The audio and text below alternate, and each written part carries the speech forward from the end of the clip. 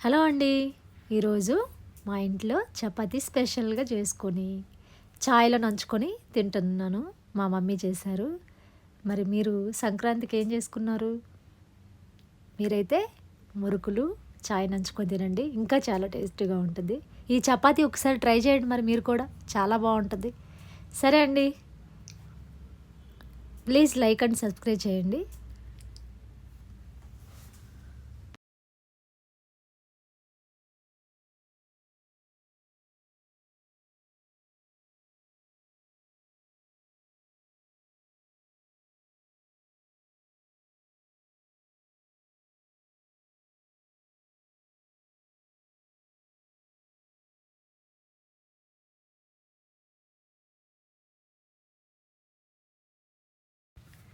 Thank you for watching.